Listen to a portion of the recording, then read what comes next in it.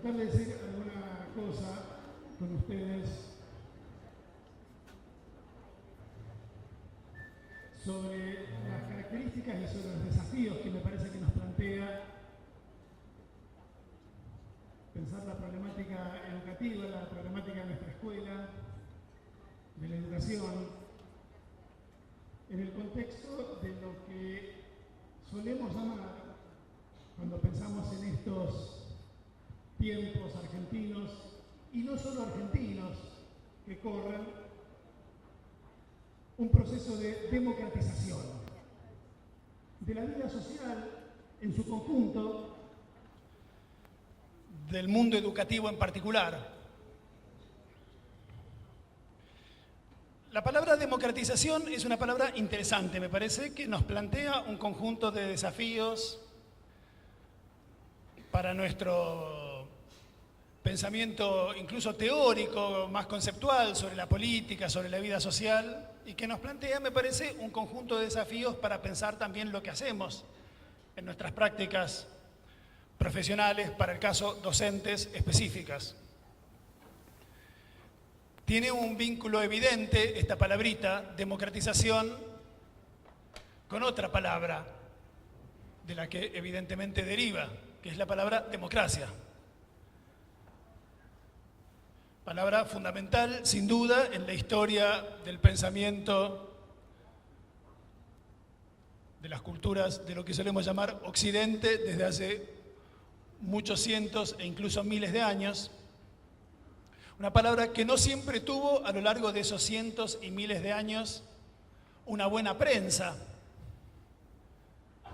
De hecho, es posible que solo en el último siglo y poquito la palabra democracia pueda decirse que es en casi todo el mundo, o por lo menos en esa parte importante del mundo a la que damos el nombre de Occidente, una buena palabra. Y es una palabra que en las últimas décadas argentinas tuvo un protagonismo fundamental en muchas de nuestras discusiones, en muchos de nuestros debates, y que hoy ciertamente utilizamos menos que lo que usamos algún tiempo atrás. De hecho, hoy no hablamos mucho en nuestra discusión cotidiana, en nuestra conversación de todos los días, ni siquiera me parece en nuestras discusiones académicas, filosóficas, teóricas, sociológicas, de democracia, quizás porque, y esto es una excelente noticia, nos hemos acostumbrado a vivir en democracia. Llevamos más de 30 años viviendo en democracia. La democracia forma parte de nuestra vida cotidiana. Pero hubo un tiempo no tan lejano en que hablamos mucho de democracia, sobre todo cuando empezábamos a recorrer ese camino en el que tratábamos de dejar atrás los no democráticos tiempos que precedieron a la instalación de la democracia de la que hoy gozamos, y en los que usábamos la idea de democracia para pensar una especie de puerto de arribo, de punto de llegada, de un proceso por el que nos imaginábamos como caminando y al que le dábamos el nombre de transición. Ustedes se deben acordar que en los años 80 hablábamos de la transición a la democracia. Esa palabrita transición es una palabra que tiene una vieja historia, una vieja militancia en ciertas filosofías de la historia que hablaron mucho de la transición del medioevo a la modernidad, del feudalismo al capitalismo, del capitalismo al socialismo, de aquí a allá. En el campo también de las sociologías de la modernización y del desarrollo de la Argentina de los años 50 y 60, que pensaron la transición de la Argentina tradicional a la Argentina moderna, de la Argentina de los ganados y las mieses a la Argentina de la industria y de las chimeneas y de la modernidad y patatín patatán. En los años 80 esa vieja palabrita transición la incorporamos al lenguaje no tanto económico o sociológico, sino más bien político, para pensar la transición de la dictadura a la democracia, o del autoritarismo, como se decía mucho en aquellos años, a la democracia, que veíamos, como digo, como una especie de utopía remota, de horizonte que había que alcanzar, que no era soplar y hacer botellas alcanzar, No era cuestión de que el último presidente de la dictadura le entregara la banda presidencial al primero del ciclo que siguió para que pudiéramos decir, ya está, ya llegamos, es esto la democracia. Más bien se trataba de un proceso de incorporación de rutinas, de incorporación de costumbres, de incorporación de cultura, de conformación de instituciones, de hábitos.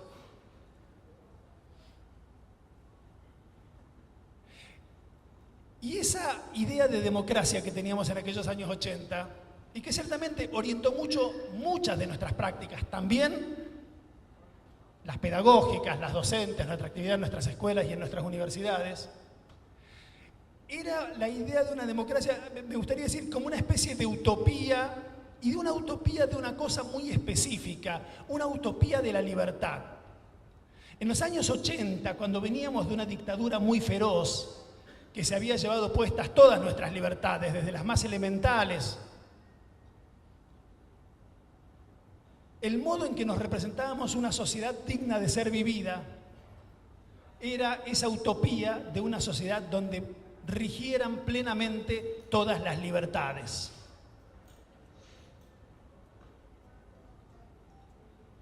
Y de hecho, cuando uno recuerda los debates y las discusiones que teníamos en los años 80, eran en un sentido muy importante discusiones acerca de la libertad, de los tipos de libertad.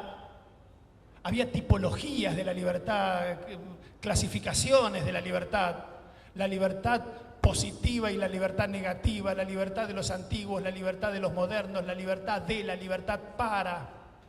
Distinguíamos la libertad frente al poder abusivo, por ejemplo, del Estado, que venía a demostrarnos su faceta más terrorífica, más monstruosa, violando todas las libertades de los individuos y del pueblo, de la libertad para hacer ciertas cosas, la libertad para participar en la discusión pública, la libertad para intervenir en ciertos debates.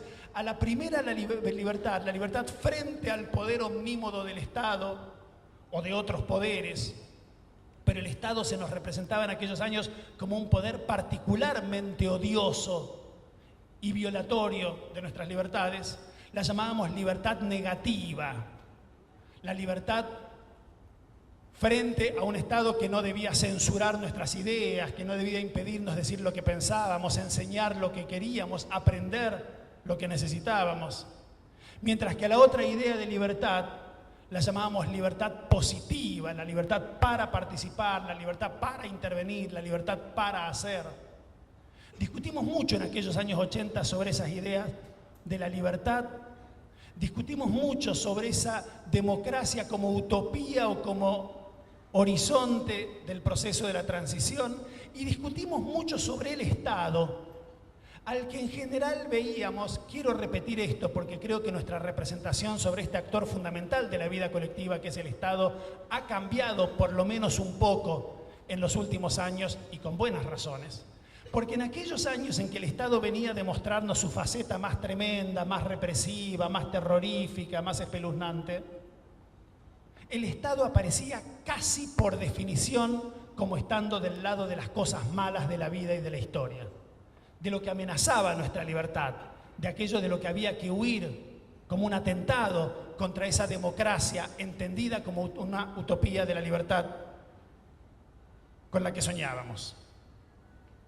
Hoy, más de 30 años después de haber empezado a recorrer este camino, creo en efecto que la palabra democracia es una palabra que usamos un poquito menos, y en cambio usamos mucho esta palabra por la que empecé, y en el marco de la cual hoy pensamos los desafíos que nos plantea nuestra labor educativa y muchas otras cosas también, que es la palabrita democratización, que a la palabra democracia le agrega esa terminación en ción. Podríamos hablar un rato largo sobre las palabras que terminan en ción, que son palabras muy interesantes y que en general designan un movimiento, un proceso, a veces también el resultado final de ese proceso, ¿no?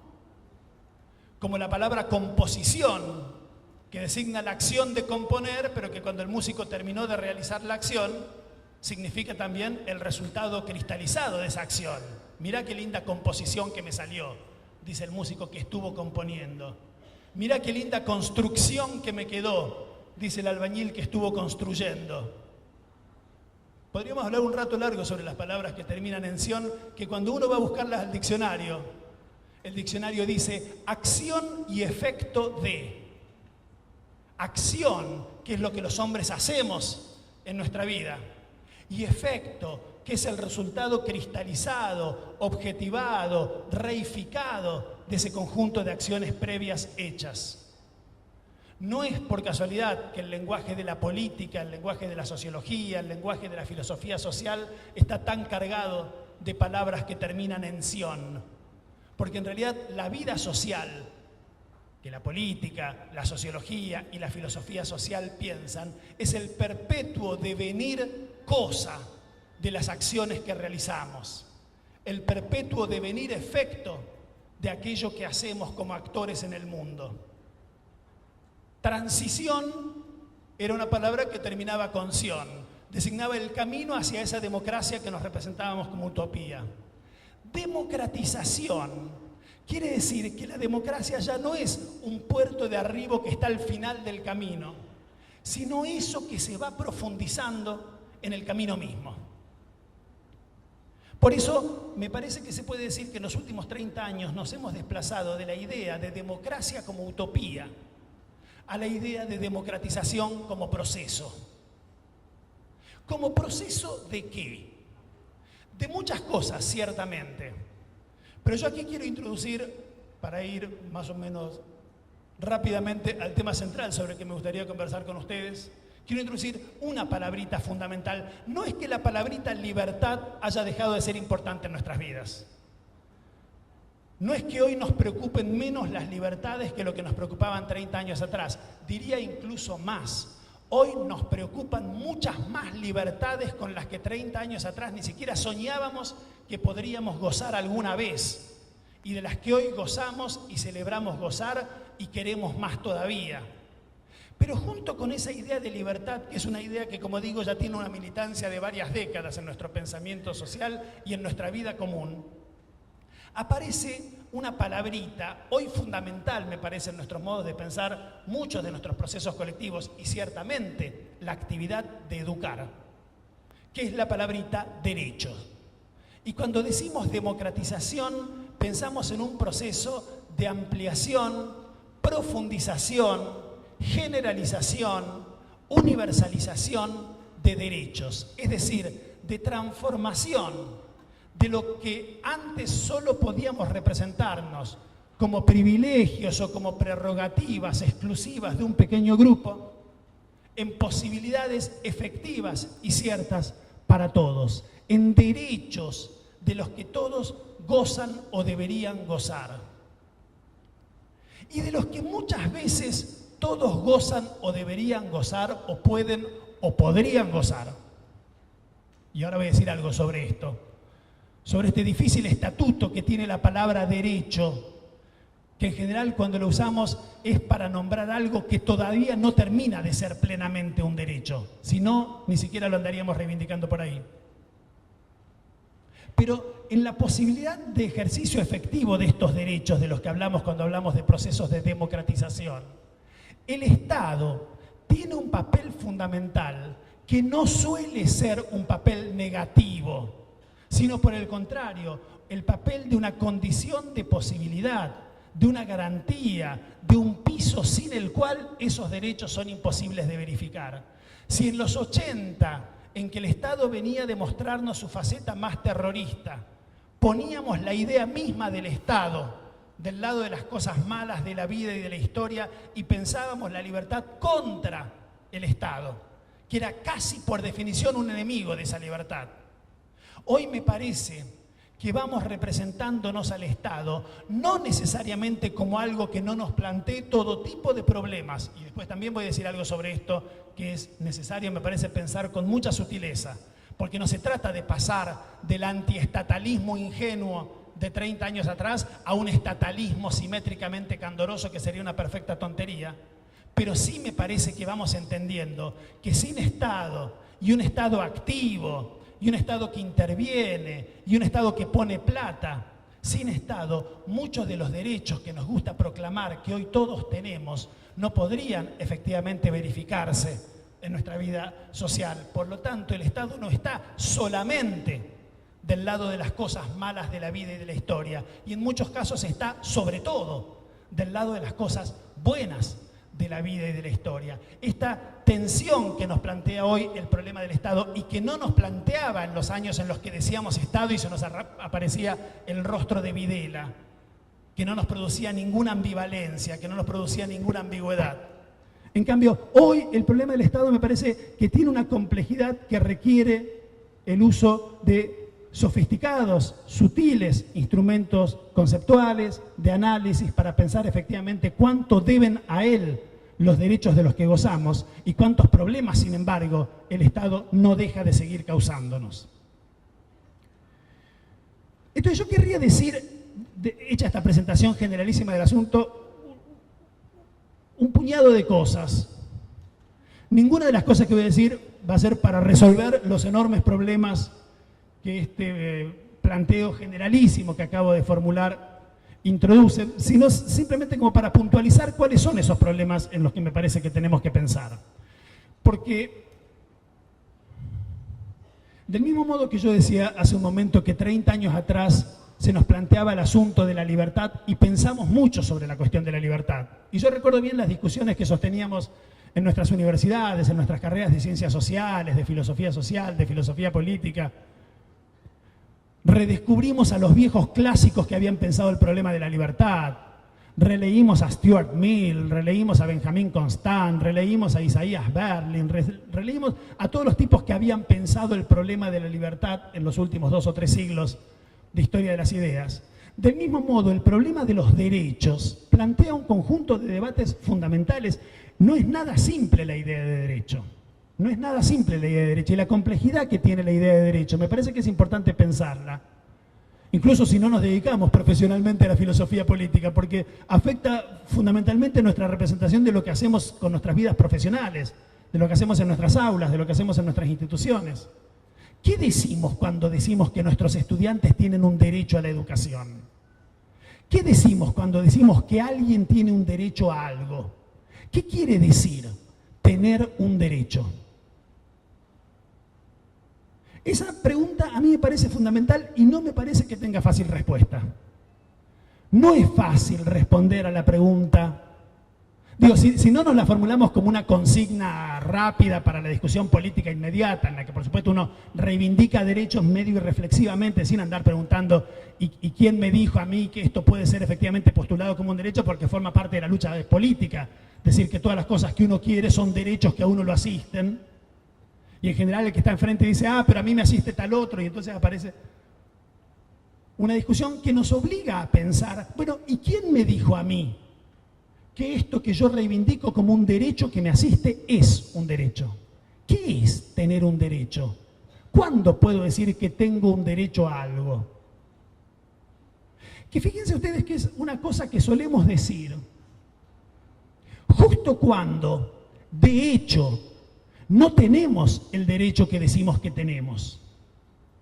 Cuando tenemos claramente un derecho, no solemos andar diciendo que tenemos ese derecho. Nadie que puede comer 2 veces por día anda levantando el dedo índice y diciendo yo tengo derecho a comer 2 veces por día.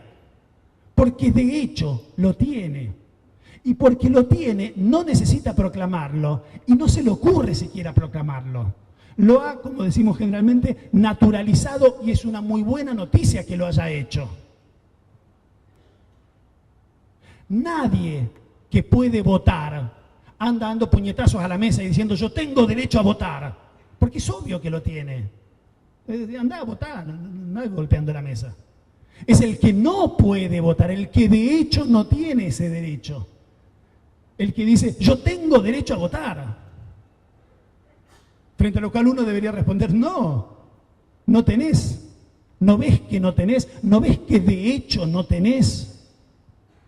lo cual obligaría a nuestro interlocutor a decir, bueno, está bien, de hecho no tengo ese derecho, pero debería tenerlo. Decir que se tiene un derecho suele querer decir dos cosas. Primero, que de hecho no se lo tiene. Y segundo, que se lo debería tener. Y esta tensión que habita la palabra derecho, a mí me parece que es muy importante, está llena de consecuencias filosóficas y políticas. Esta tensión entre el ser y el deber ser, entre la descripción y la prescripción, entre el hecho y el derecho, es muy interesante. No debemos juzgar como un juicio descriptivo el juicio del que dice yo tengo derecho a. Más bien tenemos que juzgarlo como un juicio descriptivo de lo contrario, de que de hecho no tiene el derecho que dice tener, y de reclamo de un derecho que el que usa esa expresión sostiene que debería asistirlo.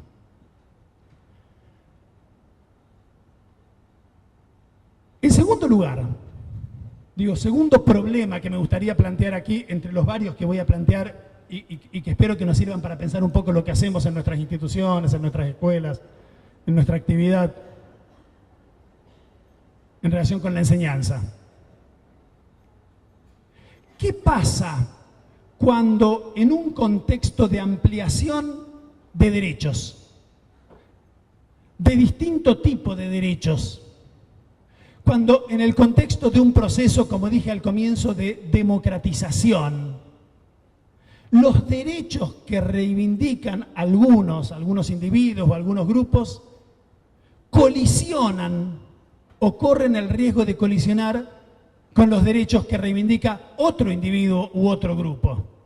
¿Cuántas veces hemos discutido en los bares y cafés de nuestra querida República Argentina si tienen más derecho aquellos que, desesperados porque no tienen trabajo, porque trabajan en condiciones miserables, no encuentran otro recurso que cortar una calle o una ruta del país para hacer oír su reclamo?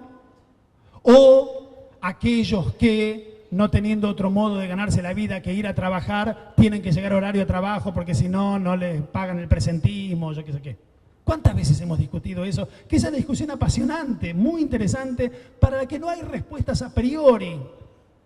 Yo les aseguro, todos los aquí presentes vamos a tener 95 años y vamos a seguir discutiendo en los bares y cafés de la querida República Argentina quién tiene más derechos. Si el transeúnte que quiere llegar a horario a su trabajo o el huelguista que piquetea porque no tiene otro modo de que alguien le preste atención.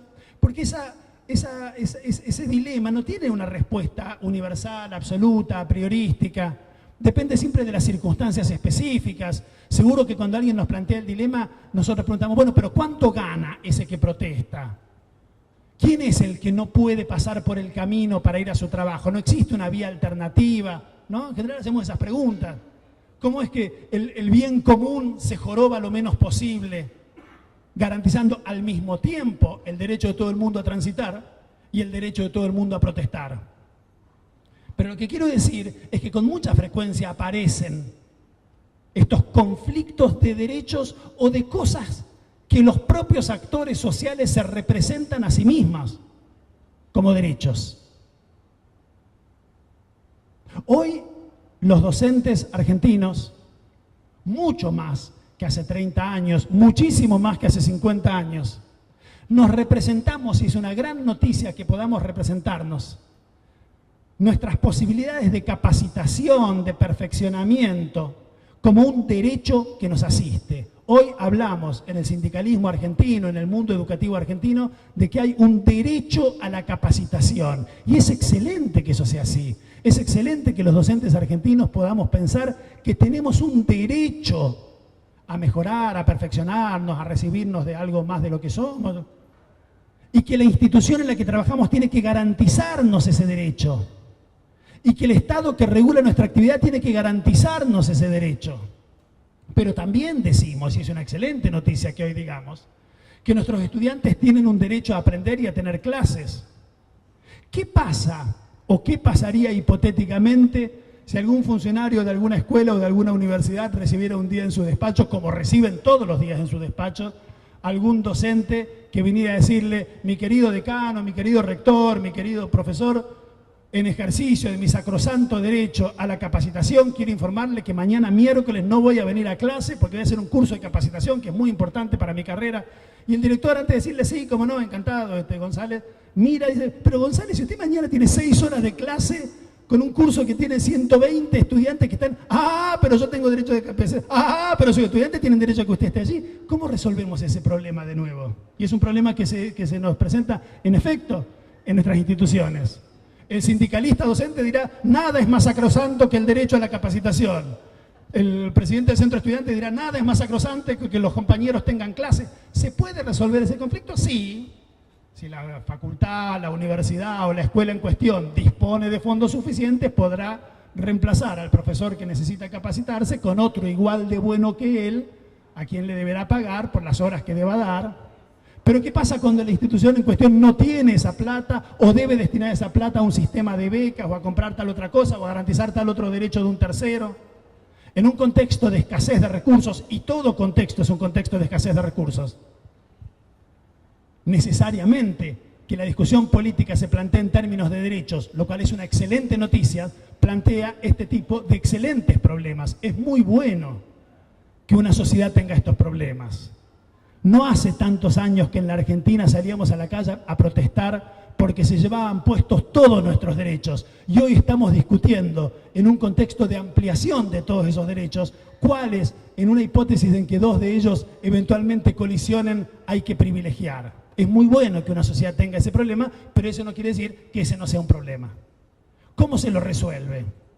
También hay que ver caso por caso. El expresidente de Brasil, Lula da Silva, y el ministro de Educación de la Argentina, Alberto Sileoni, tienen una respuesta para esta pregunta. ¿Cuál de 2 derechos, en el caso de una colisión entre ellos, debe ser defendido y garantizado por el Estado? El del más débil. Está muy bien esa respuesta, indudable. El Estado debe garantizar el derecho del más débil. El problema con esa respuesta es que lo que suele estar en cuestión en esas encrucijadas es cuál es el más débil, porque todos tendemos a victimizarnos y el transeúnte que no llega a horario de su trabajo tiende a suponer que él es la parte débil, pero el desocupado que está piqueteando tiende a suponer que él es la parte débil. No está claro, si no sería muy fácil, cuál es la parte débil en un conflicto de derechos como eso.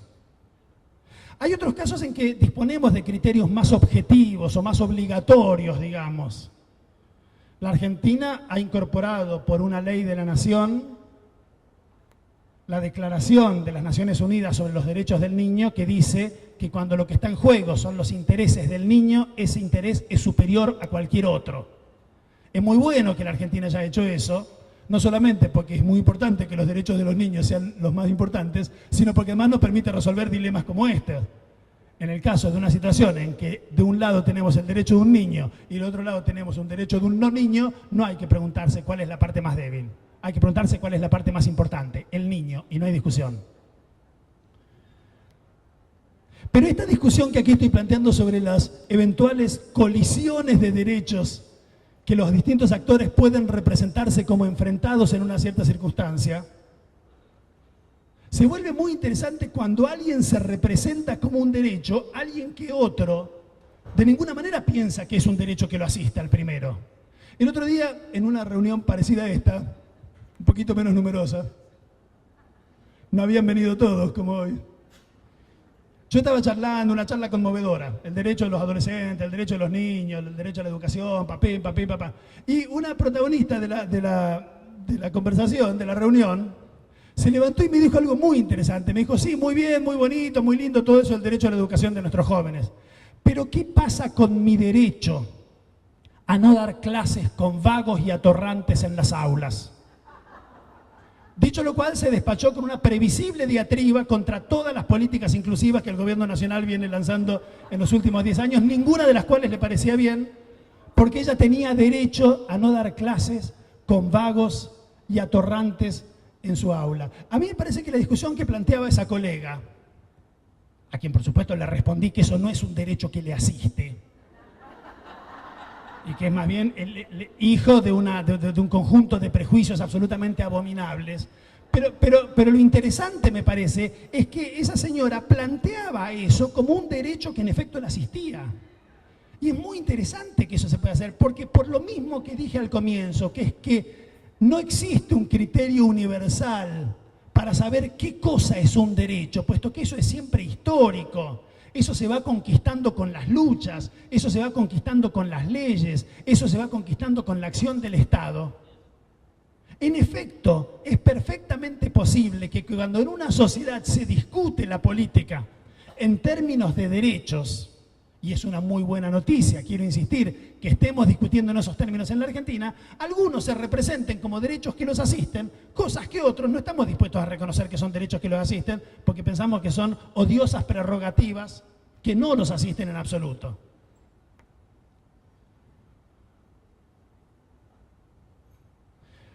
La cuestión de los derechos plantea muchos más debates todavía. Y yo quiero mencionar solo algunos, pero muy rápido. Uno que me importa mucho es el debate acerca de quiénes son los sujetos de los derechos. Voy a decir varias cosas sobre esto, pero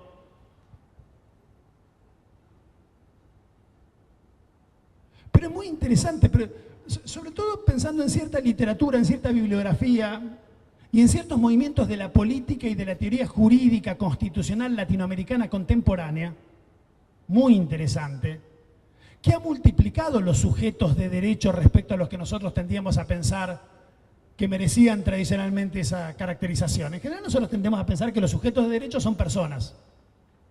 Personas que cuando un derecho les es violado pueden ir a calle Talcahuano y meter una causa judicial, ¿no? Y decir, señores, no me están respetando este derecho que me asiste. Le hacen un juicio a alguien, al Estado, al patrón, a quien sea, y se lo ganan. Ahora, en los últimos tiempos empiezan a aparecer, y yo voy a mencionar algunos ejemplos, dos ahora, algunos después, algunos sujetos que no pueden ir a la calle Talcahuano, o que pueden ir pero no sabrían qué hacer en la calle Talcahuano. Por ejemplo, los animales. Hay una abundante literatura que a mí me interesa mucho, no voy a ingresar en este tema que nos llevaría lejísimos, hacia zonas que por momentos son relativamente desopilantes incluso, cuando uno profundiza un poco la discusión. Pero a mí me gusta muchísimo una filósofa norteamericana que es extraordinaria, que se llama Martha Nussbaum, que ha escrito muchas cosas muy importantes. En uno de sus últimos libros, son todos buenísimos, dedica una larga parte del libro, unas buenas 250 páginas, al problema del derecho de los animales. Cuestión que Nussbaum se plantea con mucho rigor filosófico, sosteniendo que los animales son y deben ser tenidos como sujetos de derecho, que no es un modo en que en general los pensamos. Incluso los que somos más o menos buena gente, digamos, tendemos a pensar a los animales como sujetos de piedad, no andamos pateando a los gatos, no andamos torturando insectos, pero no porque supongamos que los insectos tienen un derecho a no ser torturados, no se nos ocurriría plantear en esos términos la cuestión, sino simplemente porque no somos jodidos, que no nos da para andar infligiendo daño gratuitamente.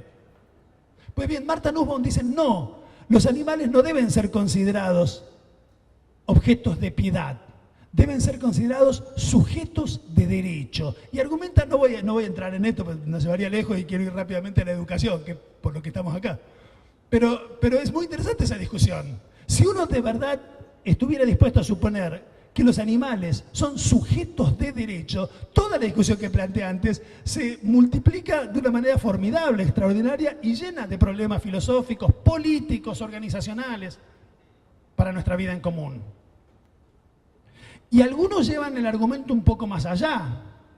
Y quisiera mencionar con mucho reconocimiento hasta hace poquito, ya no sé si se fue, renunció, pero no sé si se fue Zaffaroni ya de la Corte o se está yendo en estos días, renunció. Bueno, el ex juez de la Corte Suprema, Raúl Eugenio Zaffaroni, entre muchísimas cosas importantísimas que ha escrito, escribió un librito hermoso, que a lo mejor alguno de ustedes vio, que se llama La Pachamama y lo humano, donde se toma muy en serio, algo que hay que tomarse muy en serio porque es muy importante, que es un cierto movimiento de las corrientes constitucionalistas latinoamericanas contemporáneas, sobre todo en los países andinos, Ecuador, Bolivia, particularmente Ecuador y Bolivia con mucha fuerza, que han dado estatuto constitucional a los derechos de la naturaleza. Es muy interesante eso. Acá no se trata solamente de un animal, que uno más ponele, o decimos ponele. No, se trata de la naturaleza. La naturaleza como sujeto de derecho. ¿Qué quiere decir eso? decir, para nosotros que tenemos formaciones más bien occidentales, digamos, para decirlo rápido, y que tendemos a suponer que los sujetos de derechos son personas que van a los tribunales, que litigan por sus derechos. ¿Qué quiere decir? Que la naturaleza es un sujeto de derechos, pero sí lo es. Son interesantísimas las consecuencias que se derivan de allí. Respecto al maltrato al que sometemos a la naturaleza, a la que explotamos de una manera tremenda para arrancarle riquezas en cortos plazos, altísimos costos en términos de la sustentabilidad del ambiente, etc. Entonces digo, sujetos diversos de derechos. En general, para ir acercándonos a lo que me importa, los sujetos de derechos en los que pensamos tienden a ser seres humanos. Tendemos a pensar en los derechos de los hombres, de los varones y de las mujeres, de los seres humanos. Y no, en general, o por lo menos en estas discusiones como la que estamos sosteniendo esta tarde, en los derechos de los animales, en los derechos de la naturaleza, en la Pachamama. Ahora, allí hay otra cosa interesante para señalar, que a mí me viene preocupando también mucho. A pesar de que siempre que pensamos en la cuestión de los derechos, tendemos a pensar en los derechos de los hombres, hay algunos derechos a los que les damos el calificativo de humanos y a otros no. Y eso siempre me inquietó a mí. ¿Por qué decimos que hay derechos humanos? Si en general todos los derechos de los que pensamos tienen como sujetos a hombres, a seres humanos. El derecho a cobrar un pagaré es un derecho que tiene el titular de ese pagaré, que es siempre un ser humano. Y sin embargo no diríamos que cobrar un pagaré es un derecho humano. ¿Por qué a algunos derechos cuyos titulares son seres humanos les damos el adjetivo de humanos y a otros no? ¿Y cuáles son esos derechos a los que llamamos humanos? Bueno, aquí me parece que también puede señalarse una evolución interesante que ha tenido lugar entre nosotros, en la Argentina, en toda la región, en los últimos 30 o 35 años. Me parece que en toda la región, cuando empezábamos a soñar con sacarnos de encima a las dictaduras que cubrieron básicamente toda la región, y cuando empezamos a caminar el camino de la transición a la democracia, llamábamos derechos humanos aquellos derechos, de los muchos derechos que hay dando vueltas por ahí, aquellos derechos que el Estado, excediéndose en sus funciones, había violado. ¿Cuándo un derecho era un derecho humano? Cuando el Estado lo había violado. Como si la intervención del Estado violando un derecho, el derecho a la integridad física, el derecho a la identidad, el derecho a andar libre por la calle, el derecho a no ser llevado en cana sin juicio previo, como si el Estado, al violar ese derecho, lo volviera, como por la negativa, humano. Ya dijimos que el Estado estaba en nuestras representaciones de aquellos años del lado de las cosas malas de la vida y de la historia. Y una de las cosas que el Estado hacía era, al violar un derecho, definirlo como un derecho humano. ¿Qué era un derecho humano? Aquellos que el Estado había violado durante la dictadura o eventualmente seguía violando bajo las instituciones de la democracia y era necesario que no los violara más. Hoy, 30 años después, quiero decir dos cosas. Cosa uno, es absolutamente indispensable no dejar de pensar así los derechos humanos. Es absolutamente indispensable no abandonar el modo de pensar los derechos humanos como derechos muy fundamentales de las personas que los estados, abusando de su poder, han violado en el pasado y siguen violando en el presente. Es muy importante no despojarnos de esta idea que voy a llamar, para ponerle un nombre rápido, liberal de los derechos humanos como derechos que viola el Estado cuando el Estado se excede en sus funciones, que violó sistemáticamente durante los años de las dictaduras y que viola no tan sistemáticamente, pero mucho más de lo que es aceptable en condiciones políticas e institucionales diferentes, que sigue violando los derechos humanos de nuestros jóvenes en las comisarías, que sigue violando los derechos humanos de nuestros enfermos en nuestros hospitales, que sigue violando los derechos humanos de nuestros locos en nuestros manicomios. El Estado viola derechos y esos derechos, porque el Estado los viola, deben seguir siendo llamados humanos y debemos luchar porque el Estado no los viole más.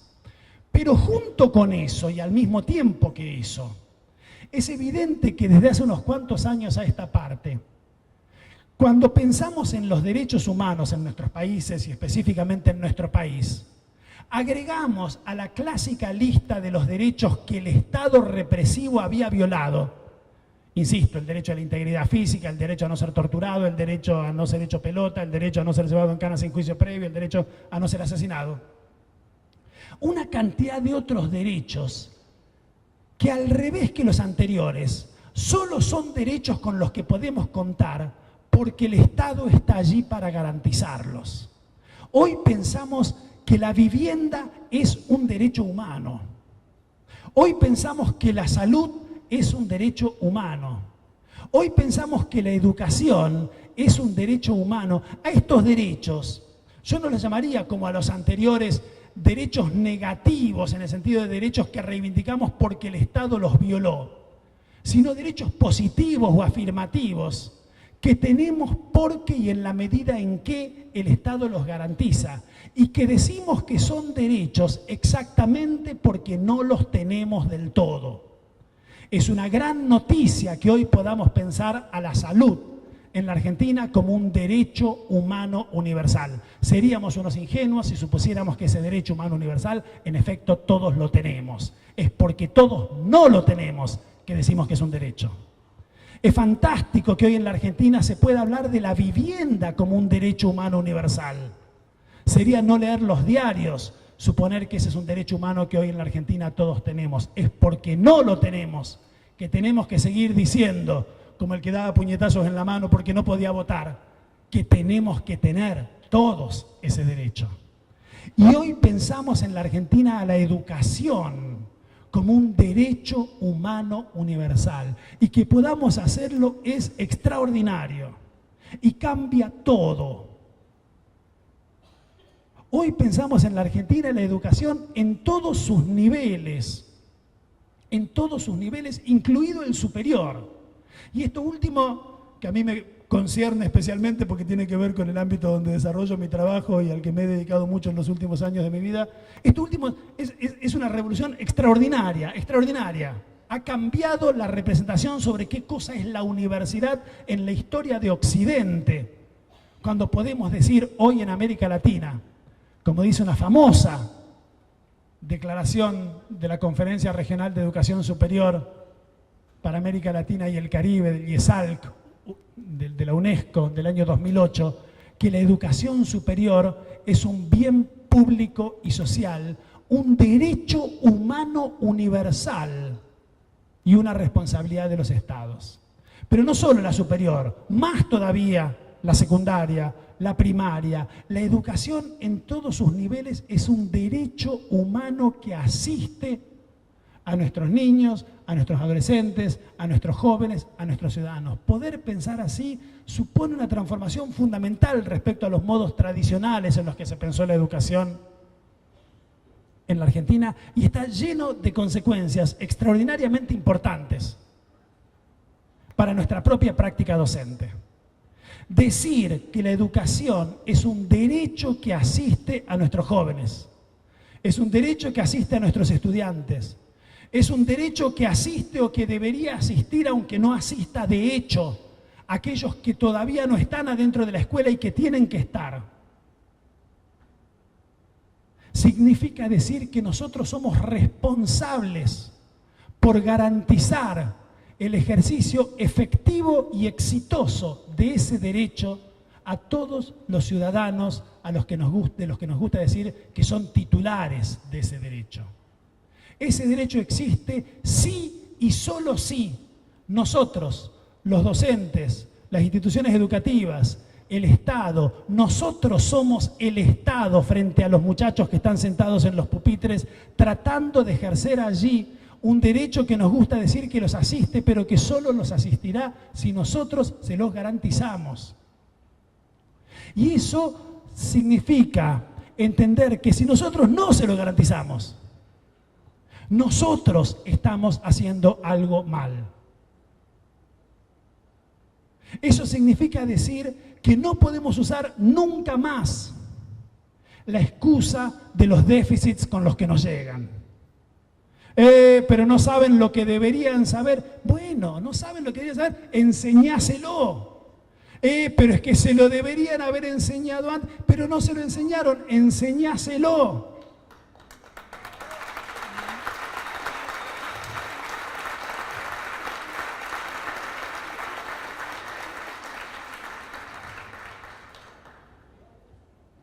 Y eso significa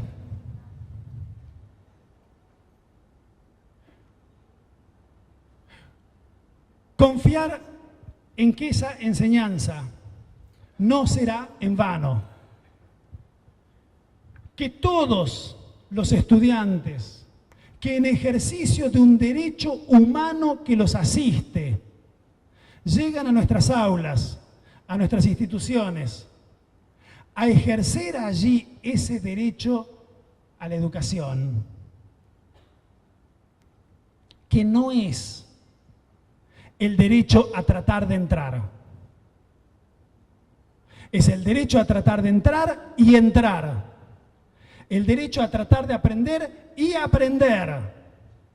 Pero es que no entienden, explicáselo de nuevo.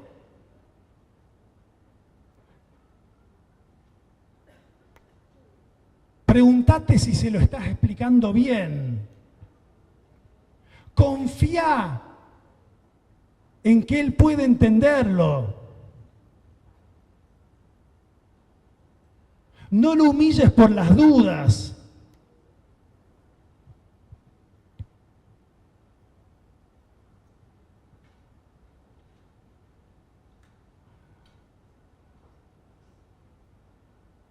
La suposición de que la escuela no es para todos, de que no debería ser para todos, de que hay chicos que está bien que estén en la escuela y que la aprovechan y que es buenísimo, yo qué sé qué, y que hay otros que no están llamados a eso. Es una educación, es una representación, es un prejuicio que parte del supuesto inaceptable de la desigualdad entre los niños, entre los adolescentes, entre los jóvenes, entre los hombres. Aunque hayan pasado más de 200 años, hay que volver a repetir una de las consignas fundamentales de la Revolución Francesa. Todos los hombres son iguales. No deberían ser iguales. No sería re lindo que fueran iguales. No debe ser el objetivo de un gobierno progresista y de izquierda que alguna vez lleguen a ser iguales. No, todos los hombres son iguales. Iguales en derechos e iguales en capacidad. Todos los hombres son radicalmente iguales en capacidad. Siempre cuento un mismo pasaje de un hermoso prólogo que un filósofo francés contemporáneo escribió a un libro increíble de un filósofo y político francés del siglo XIX llamado Blanqui. Bueno, Blanqui creo que todos lo conocen, ¿no? Se pasó todo el siglo XIX haciendo lío y se pasó casi toda su vida preso, ¿no? Es como el Mandela del siglo XIX, como el Gramsci del siglo XIX. Blanqui se pasó casi toda la vida preso en una pequeña celda que tenía una ventanita que daba al cielo. De modo que miró mucho el cielo, Blanqui. Pasó años mirando el cielo y pensando sobre el cielo y sobre las estrellas. Escribió un libro increíble que tuvo aquí mucha influencia sobre Borges, sobre Bioy, libro extraordinario que se llama La eternidad por los astros, que es una maravilla. Y a ese libro en el siglo XX le hizo un prólogo un filósofo francés interesantísimo llamado Jacques Rancière. Y Jacques Rancière subraya una cosa muy importante de ese prólogo, en ese prólogo a Blanqui. Porque lo que Rancière lee en el libro de Blanqui es la siguiente importantísima observación, que es que desde hace miles y miles de años, todos los hombres, varones y mujeres, ricos y pobres, letrados e iletrados, venimos sospechando que hay un mensaje cifrado para nosotros en el paisaje del cielo estrellado. Y que desde hace miles y miles de años, todos los hombres, ricos y pobres, letrados e iletrados, varones y mujeres, venimos intentando descifrar ese mensaje. Y que desde hace miles y miles de años, todos los hombres, letrados e iletrados, ricos y pobres, varones y mujeres, venimos fracasando por igual, exactamente igual, en ese intento por descifrar lo que tienen cifrado para nosotros las estrellas. El gran tema de Rancière, que es un enorme filósofo francés contemporáneo, no es tanto la sabiduría, sino la ignorancia. Y esa ignorancia radical de todos los hombres, que hace miles y miles de años venimos fracasando por igual en una pregunta fundamental, es la que nos desautoriza de una vez y para siempre a suponer que nuestros niños, nuestros adolescentes o nuestros jóvenes son distintos, porque algunos lidian mejor con las reglas de 3 compuestas y otros lidian, si ni ellos ni nosotros lidiamos con lo que tienen para decirnos las estrellas.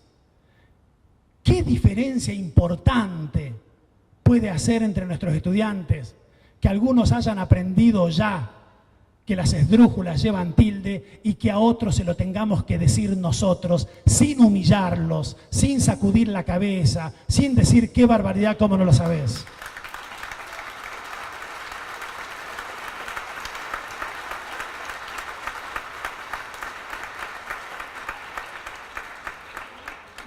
Termino diciendo un par de cositas más sobre el asunto que dejé planteado más arriba y que me llevó a los animales y a la Pachamama. Hay una cosa que dice siempre un querido amigo y colega, a quien siempre cito en este punto, que es el secretario de Políticas Universitarias de la Nación, que es un finísimo pensador sobre la cuestión universitaria, que ha pensado mucho el problema del derecho a la educación universitaria. Pero quitemos aquí, si quieren, el calificativo de universitaria, que tiene que ver con el métier específico de este funcionario, y digamos con el derecho a la educación, que dice Aldo Caballero que es un derecho de los individuos, es un derecho de los ciudadanos, y es también, al mismo tiempo que un derecho de los individuos y de los ciudadanos, un derecho del pueblo. Esa idea de Caballero a mí muchas veces me hizo pensar. Creo que se la tuve que escuchar varias veces para entender qué era lo que quería decir. Porque en general cuando pensamos el derecho a la educación primaria, el derecho a la educación secundaria, el derecho a la educación universitaria, lo pensamos como un derecho que asiste a esos sujetos inmediatos de esa educación, que son las chicas y los muchachos que van a la escuela primaria, a la escuela secundaria y a la universidad. Y Caballero dice, sí, por supuesto que esos sujetos, esos individuos tienen un derecho individual que los asiste en tanto ciudadanos o en tanto que hombres, puesto que son derechos humanos, a la educación. Pero incluso más allá de ese derecho de los individuos, que además en el caso de la escuela primaria y de la escuela secundaria, además de ser un derecho, es una obligación. Y está muy bien que lo sea y es una gran noticia que lo sea. Y podríamos de nuevo hablar un rato largo, pero no vamos a hacerlo, ya estoy terminando, sobre la dialéctica entre derechos y obligaciones en una sociedad democrática que funciona. Hay derechos porque hay obligaciones. Hay derechos de los niños a la escuela porque hay obligaciones para sus papás de mandarlo. Hay derechos de nuestros jóvenes a la universidad porque hay obligaciones de los contribuyentes de pagar impuestos. Y es necesario que el Estado cobre los impuestos que los contribuyentes tienen la obligación de pagar para con eso garantizar la educación de nuestros niños, la educación de nuestros jóvenes, los hospitales para nuestros enfermos, ¿sí? No hay derechos sin obligaciones y el Estado tiene que garantizar el cumplimiento de ambas cosas. Pero además de ese derecho individual, digo, el derecho a la educación es un derecho del pueblo, es un derecho colectivo del pueblo. ¿Qué quiere decir eso? Que más allá de que uno vaya o no vaya a la escuela, a la universidad, etcétera, uno como parte de ese sujeto colectivo que llamamos pueblo, tiene el derecho a los beneficios que para ese pueblo representa tener una educación de calidad. El derecho a la universidad no es solamente un derecho de los estudiantes universitarios, es un derecho del pueblo argentino en su conjunto, que tiene que poder apropiarse de los resultados de las investigaciones científicas que se desarrollan gracias a los aportes de ese pueblo argentino en su conjunto en los laboratorios y gabinetes de las universidades. Y el beneficio que tiene tener buenas escuelas secundarias no es solamente un beneficio inmediato o el cumplimiento de un derecho inmediato de los individuos que asisten a esas escuelas secundarias. Es un beneficio para la elevación del nivel de las discusiones colectivas, de las posibilidades de progreso económico, de desarrollo social del pueblo en su conjunto, que tiene, junto con sus individuos, un derecho a la educación que nosotros tenemos que garantizar.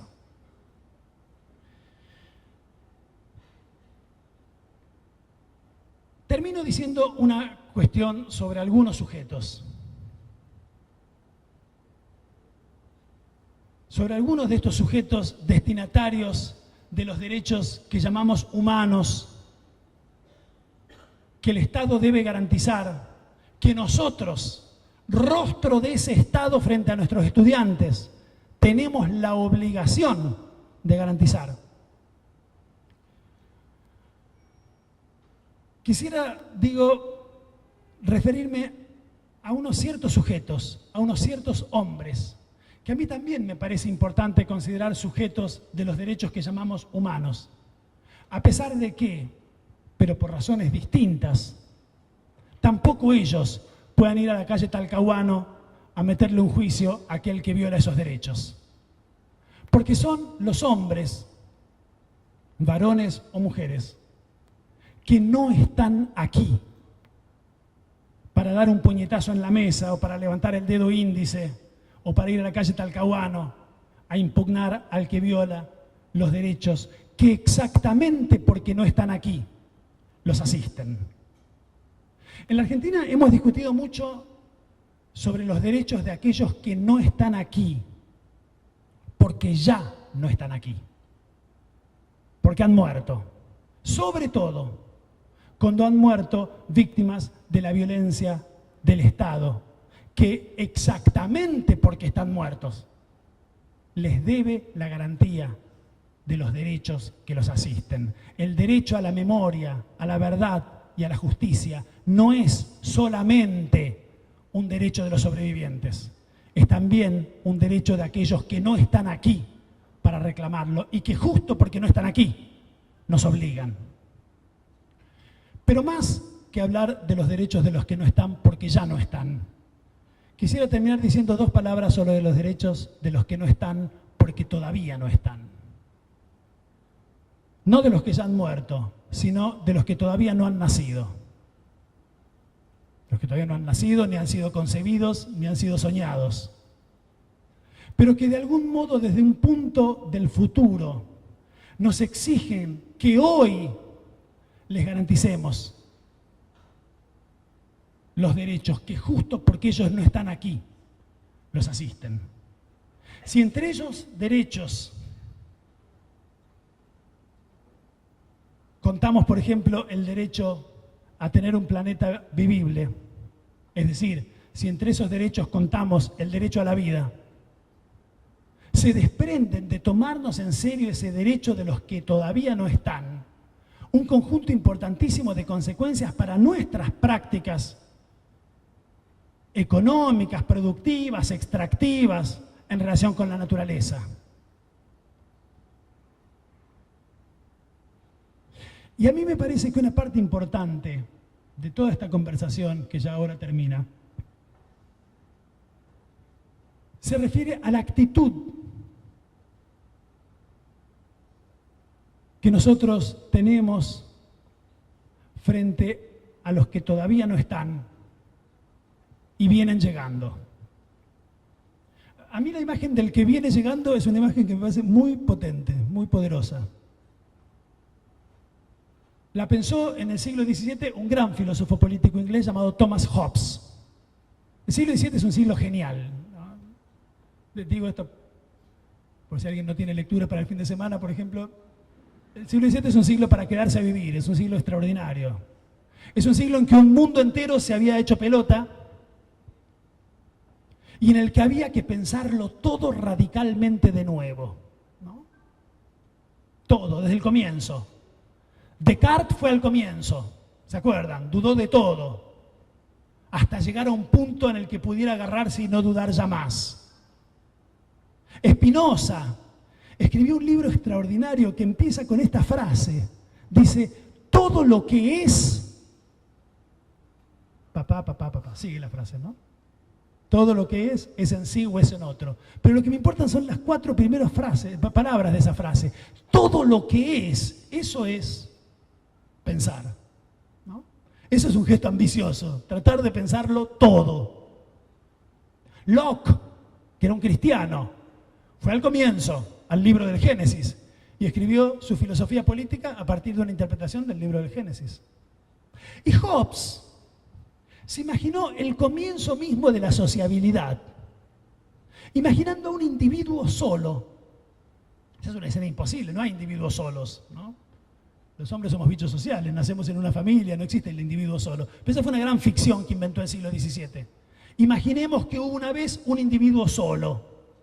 Y este individuo solo ve llegar a otro que se le acerca. Ese es el principio de la sociabilidad. Es el grado 0 de la sociedad. Un individuo solo de repente ve llegar a otro que se le acerca. La pregunta de Hobbes es, ¿qué pasión lo asalta a ese individuo? ¿Qué le pasa? Pasión es lo que nos pasa, ¿no? ¿Qué le pasa a ese individuo que ve llegar a otro? ¿Qué es lo primero que siente ese individuo que estando solo ve llegar a otro que se le acerca? Y la respuesta que da Hobbes es miedo. El individuo que está solo y que ve que otro se le acerca siente miedo, es ganado por la pasión del miedo. Y la filosofía política de Hobbes se construye alrededor de esa pasión primaria, fundamental, del miedo. Su lector, un poquito más joven que él, Spinoza, no dice que Hobbes esté equivocado, pero dice algo muy interesante. Dice, bueno, pará, Hobbes, está bien. Está el tipo solo, viene otro, en principio a uno le da miedo. Pero dice, ¿qué querrá este de mí? ¿Qué pretende usted de mí?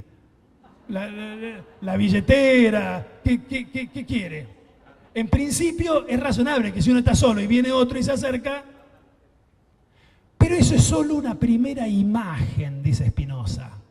Eso pertenece a un modo todavía imaginario del conocimiento, porque después lo pensamos mejor y decimos, ¿y si aquel que viene hacia mí se hace amigo mío? Si entablamos una conversación, si resulta que nos hacemos amigos, que nos enamoramos, que damos lugar a una hermosa familia, allí aparece otra pasión distinta de la pasión primaria del miedo, que es la pasión primaria de la esperanza. Y a mí esta dicotomía, miedo y esperanza, que es la gran dicotomía que pensó la filosofía del siglo XVII, me resulta muy productiva para pensar. Y me parece que hasta hoy es la dicotomía que organiza los modos en que nos representamos el modo en que otros se nos acercan. Cuando otro se me acerca, o bien tengo miedo, o bien tengo esperanza. No era para que preparen.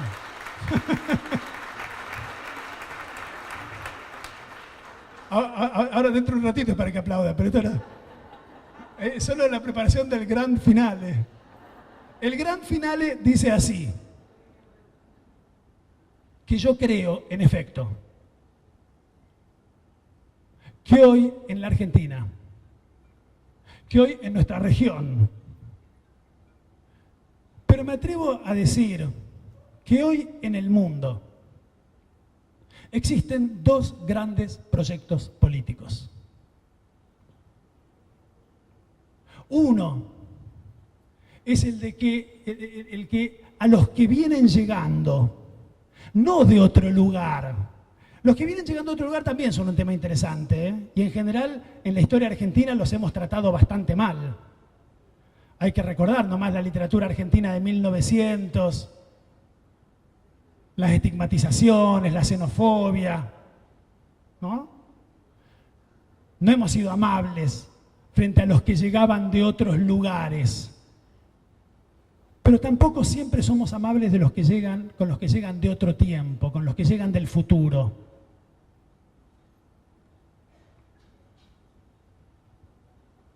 Yo me dediqué mucho tiempo a estudiar una pieza teatral de William Shakespeare que se llama Hamlet. Hamlet, el príncipe, dice una frase extraordinaria en Hamlet. Dice, el tiempo está fuera de quicio. Es una frase hermosa, ¿no? The time is out of joint. El tiempo está desquiciado. El tiempo está hecho astillas. El tiempo está desestructurado. En Hamlet, pero en general en nuestras vidas. En nuestras vidas individuales y en nuestras vidas colectivas. El pasado no queda atrás del presente ni atrás del futuro. El presente está contaminado del pasado y del futuro. En Hamlet, el papá muerto de Hamlet vuelve por las noches a la terraza del castillo de Elsinore para seguir diciéndole a su hijo cómo vivir. Y su hijo le dice, pará, papá, pará. Ya me enloqueciste no sé cuántos años, ahora muerto seguís volviendo. Pero no solo desde el pasado vuelven los que no están en Hamlet, sino que desde el futuro van llegando los que no están. En Hamlet ese personaje se llama Fortinbras, que es uno que siempre está llegando, ¿no? Llega para ser el futuro rey de Dinamarca. Un autor alemán del siglo XIX muy importante llamado Carlos Marx escribió muchas cosas extraordinarias. Una fantástica se llama El 18 Brumario de Luis Bonaparte, que es un hermoso libro sobre la Revolución de 1848 y sobre el modo en que el presente está siempre habitado por los fantasmas del pasado, que no solo no terminan de irse, sino que muchas veces son convocados por nosotros mismos, que los necesitamos para hacer las cosas importantes que tenemos que hacer en el presente. Cada vez que decimos, vamos a fundar una agrupación política para cambiar el mundo, le ponemos de nombre a esa agrupación política Eva Perón, Hipólito Yrigoyen, ¿no? Qué raro pensar en el futuro trayendo a nuestros muertos gloriosos, pero es que sin el pasado difícilmente cobramos fuerza en el presente para hacer lo que tenemos que hacer hacia el futuro. En otro texto, que se llama El Manifiesto Comunista, Marx escribió una frase muy hamletiana, muy shakespeariana. Marx era un gran shakespeariano, ¿no? Conoce muy bien la obra de Shakespeare. Se reunían en el living de su casa en Londres con unos amigos a leer Shakespeare, ¿no? Y en el Manifiesto Comunista, Marx escribe una frase célebre. Un fantasma recorre Europa. El fantasma del comunismo. Ese fantasma que recorre Europa no es un fantasma que venga del pasado, como el fantasma del papá de Hamlet, es un fantasma que viene del futuro y que a algunos en el presente les causa pavor y que a otros en el presente les causa esperanza. Por eso, pensar al mundo fuera de quicio, pensar que siempre estamos hablados, solicitados, requeridos por nuestros muertos a los que les debemos los derechos que los asisten. Y requerido también por los que todavía no llegaron, pero frente a los cuales tenemos que tomar una decisión fundamental. ¿Con qué pasión los esperamos? En la Argentina hay más de 4 que frente a los que todavía no llegaron, esperan con recelo, con miedo, con repugnancia, cruzando de vereda, diciendo que mirá la gorrita, diciendo que seguro que no pueden, diciendo que la escuela no es para ellos. Hay otros que miran con esperanza, con educación universal, con asignación universal por hijo, con plan progresar, con plan conectar igualdad, con más derechos. Esa me parece a mí que es toda la diferencia que distingue dos proyectos políticos distintos de cara al futuro. Uno que teme y el otro que espera y que confía en los que vendrán. Muchas gracias.